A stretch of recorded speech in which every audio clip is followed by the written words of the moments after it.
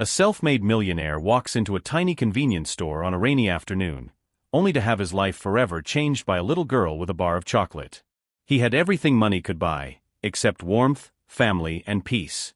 But when that little girl looked up at him with innocent eyes and said, "You look like you need something sweet today," his world stopped. What happened next melted a millionaire's heart and inspired an entire city.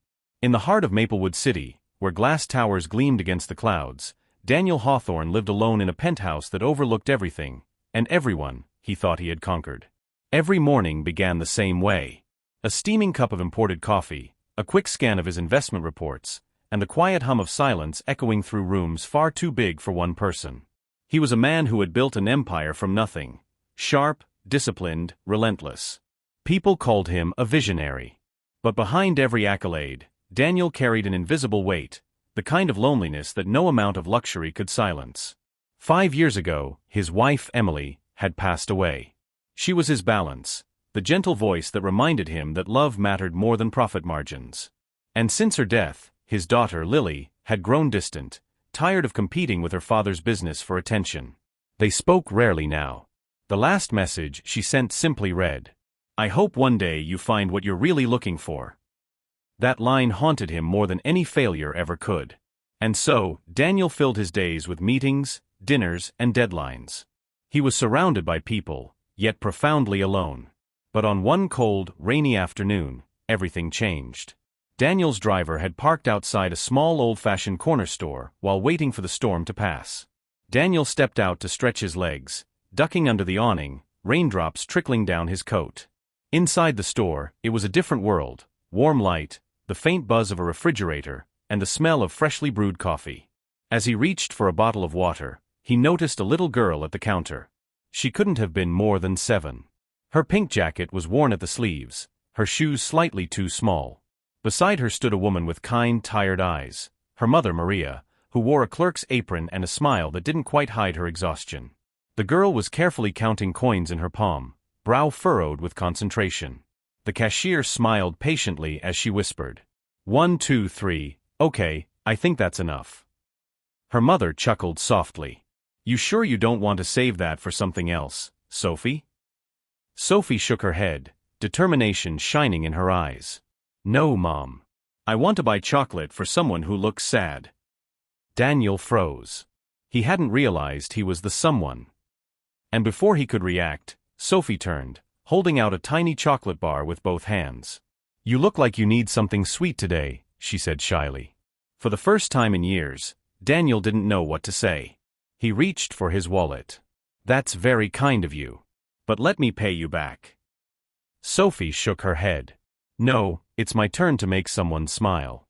Mommy says kindness is like sunlight, it makes everyone warmer." Maria smiled softly, embarrassed but proud. "She's been saving her pocket change to do one kind thing every week," she explained. "It's her little project." Daniel stood there, speechless. In that small, humble shop, a child had given him something he hadn't felt in a long, long time: human connection. Before we continue with this incredible journey, if stories like this touch your heart and you want to see more acts of kindness that restore faith in humanity, please subscribe and hit the notification bell. It means the world to me. Now, let's see what happens next. Daniel couldn't shake the image of that little girl, her bright eyes, her fearless kindness.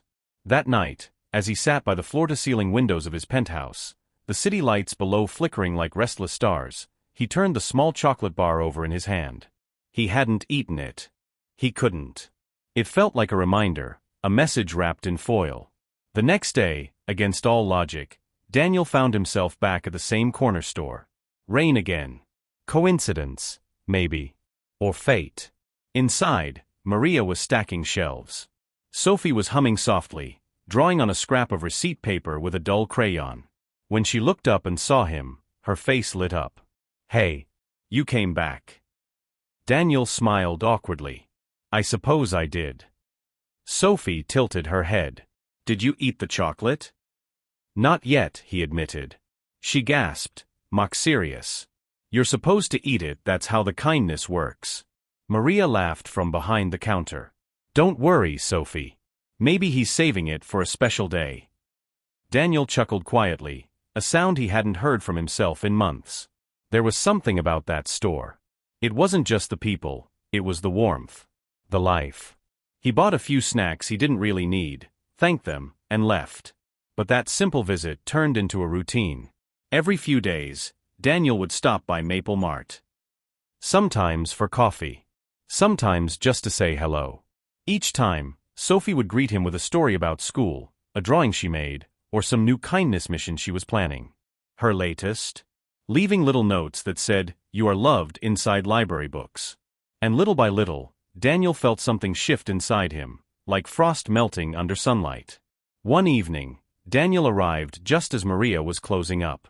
He noticed her struggling to tape a broken cooler sign onto an old refrigerator. She sighed. "It's been acting up again. The owner said repairs cost more than the store makes in a week." Daniel hesitated. He wasn't used to helping outside a contract or deal. But before he could overthink it, he said, "Would it be all right if I sent someone to take a look at it?" Maria blinked in surprise. "Oh no, sir, you don't have to." "Please," Daniel interrupted gently. "It's the least I can do. Your daughter's kindness, it reminded me of something I'd forgotten." Maria's eyes softened. "Thank you. That's very generous." When he left that night, Daniel didn't just feel generous, he felt alive. Helping them didn't feel like charity. It felt like connection. The next day, Sophie handed him a small paper heart she'd cut out herself. "Mom said you helped fix the cooler. So this is for you. It's a thank you heart. You can't buy it, it's special." Daniel smiled, holding the crooked little heart between his fingers. "I think this might be the most valuable thing I own," he said sincerely. Sophie giggled. "You're funny. You already have a fancy watch." He laughed. "Yes, but this one tells time differently." For the first time in years, Daniel didn't rush off to a meeting. He stayed, talked, listened. And for the first time since Emily's passing, he felt that life could still surprise him with beauty. Weeks passed, and Daniel's visits to Maple Mart became the brightest moments of his routine. He still wore the same suits, carried the same phone, lived in the same penthouse, but his heart felt lighter. Every time he stepped into that tiny store, Sophie's laughter filled the air like music. She'd run to greet him, showing off a new drawing, or telling him about the kindness club she'd started with a few friends from school. Maria, too, had started to look less tired. The store, once dim and worn, began to subtly transform. The cooler worked again, the shelves were neatly stocked, and the flickering light above the counter had been replaced. Maria didn't know it yet, but Daniel had quietly arranged to cover the repair costs through a local supplier. No names, no recognition. He told himself it was just business efficiency. But deep down, he knew it was something else. It was gratitude. One evening, as Sophie drew at the counter, she asked innocently, "Mr. Daniel, why do you always look like you're thinking about something sad?" He paused. "I suppose I miss someone." "Can you draw them?" she asked softly. Daniel hesitated, then smiled faintly. "Maybe I can try." That night, Sophie gave him a crayon and a scrap of paper. He drew a simple outline, a woman with kind eyes and a warm smile. "Emily." Sophie looked at it, then nodded. "She looks nice. I bet she made you happy." "She did," Daniel whispered. "Very much." Maria glanced up quietly, her heart tightening. In that moment, she saw past the expensive suit. She saw a man carrying years of silence and loss. As time went on, the change in Daniel didn't go unnoticed. His driver, Mark, began seeing him smile more. His assistant said he seemed different, calmer. Even the neighbors in the store's small district began whispering about the mysterious man who helped without ever asking for praise. But not everyone saw it that way. One afternoon, a business associate spotted Daniel walking out of Maple Mart, holding a grocery bag. "Daniel Hawthorne? Buying snacks from a corner store?" The man laughed. "You really are losing your edge." Daniel smiled politely. "Maybe I'm finding something better." Then, just when everything felt right, life threw its test. Maria received notice that the building housing Maple Mart was being sold to a development company, ironically, one of Daniel's own subsidiaries. When Daniel found out, he felt a punch of guilt. He hadn't even known his corporation owned the block. It was one of hundreds managed under his portfolio. But that didn't matter to Maria. When she saw him next, her eyes were filled with disappointment. "Mr. Hawthorne," she said quietly, "I don't understand. We're being forced out next month. Did you know?" Daniel's heart sank. "Maria, I swear I didn't. But I'll fix this." She shook her head. "I appreciate what you've done, but this is my home. This store is where I built a life for Sophie." He tried to explain, to promise, to reassure, but Maria's trust had been shaken. Even Sophie, normally a bundle of light, stood silently beside her mother, clutching her little Kindness Club notebook. That night, Daniel sat alone in his penthouse again, staring at the rain streaking down the glass. For the first time in a long while, he felt that familiar emptiness creeping back in. Was this what happened when money and good intentions collided? Could kindness survive in a world built on contracts and ownership? But as he opened Sophie's crumpled thank you heart from his pocket, he knew one thing for sure: he wasn't going to let them lose everything. Not this time. The next morning, Daniel didn't head to his office. He went straight to the corporate headquarters of his own company. The same glass towers that once symbolized his success now felt like barriers, cold, sterile, lifeless. He walked into the boardroom, interrupting a meeting mid-discussion. His executives froze. Daniel Hawthorne never arrived unannounced. "Who authorized the Maplewood redevelopment?" he demanded. One of the directors looked up nervously. "It's part of the expansion plan, sir. The corner store lot is already scheduled for demolition. Low profit yield." Daniel slammed a folder shut. "Then cancel it." The room fell silent. "Sir, that project is worth millions in." "I said cancel it," he repeated, his voice steady but filled with conviction. "We're not tearing down homes. We're rebuilding communities." No one dared argue. For the first time, Daniel wasn't thinking about margins or market growth. He was thinking about Maria and Sophie. About laughter, warmth, and a chocolate bar that had reminded him what mattered. That night, he returned to Maple Mart. Maria was there, eyes red from tears.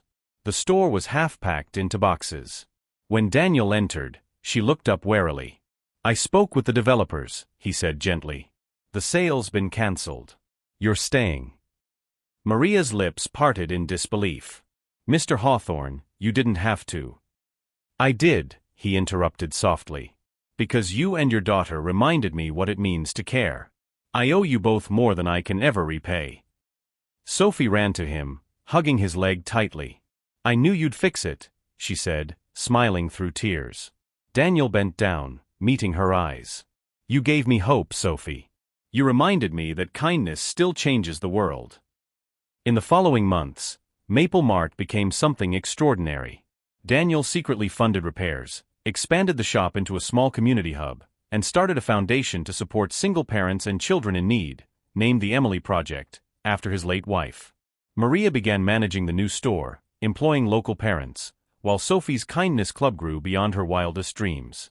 The kids started organizing donation drives, neighborhood cleanups, and little acts of love that began rippling through Maplewood. And Daniel? He wasn't the same man anymore. He reconnected with his daughter, Lily, who saw her father finally living with heart instead of just ambition.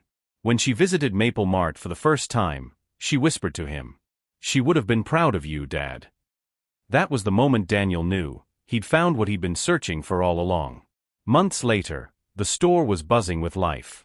Families chatted, children laughed, and Sophie stood proudly behind the counter, her kindness box filled with notes from people she'd inspired. Daniel stopped by one afternoon, wearing his usual suit but a different smile, one that reached his eyes. Sophie handed him a chocolate bar. "It's your turn now," she said, grinning. "You give this to someone who looks like they need something sweet." He chuckled softly. "Deal." As he stepped outside into the golden afternoon light, Daniel noticed a man sitting alone on a bench, looking tired and lost. He walked over, handed him the chocolate bar, and said with a knowing smile, "You look like you could use something sweet today." The man looked up, surprised, and smiled. And just like that, the circle of kindness began again. A year later, the corner of Maplewood that once held a fading convenience store had become a symbol of hope. Maple Mart and Community Cafe, as it was now called, buzzed with warmth every day. Maria managed the place full-time, balancing kindness with quiet strength. She'd hired 3 local mothers and even started a small scholarship fund for neighborhood kids, with Daniel's foundation matching every donation. And Sophie? Her kindness club had spread to other schools across the city.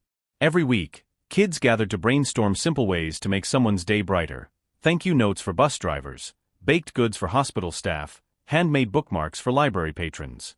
As for Daniel, his transformation had rippled far beyond Maplewood.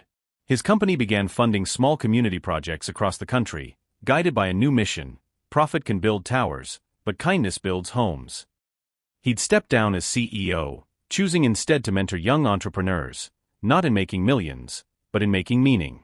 And every Sunday, he still stopped by Maple Mart for coffee and laughter, sitting at a small table near the window, where Sophie always saved him a seat. This story reminds us of something profoundly simple. The greatest currency we'll ever hold isn't money, it's compassion. A 7-year-old girl with a worn pink jacket didn't just give away a chocolate bar, she gave away hope. And that hope transformed a lonely millionaire, a struggling mother, and eventually, an entire community. We often underestimate the power of small kindnesses, yet they're the sparks that light entire movements. So wherever you are, whoever you are, never think your kindness is too small to matter. Because someone, somewhere, might just be waiting for that moment of light. Stories like this remind us that extraordinary kindness exists all around us. If this touched your heart, please like this video. It helps more people discover these inspiring stories. And don't forget to subscribe for more true and heartfelt tales that restore faith in humanity. But more importantly, look for opportunities in your own life to be someone's unexpected blessing. You never know whose heart you might heal with a simple act of care. What act of kindness will you perform this week? Let me know in the comments below. Thank you for watching, and remember, you have the power to change someone's entire world.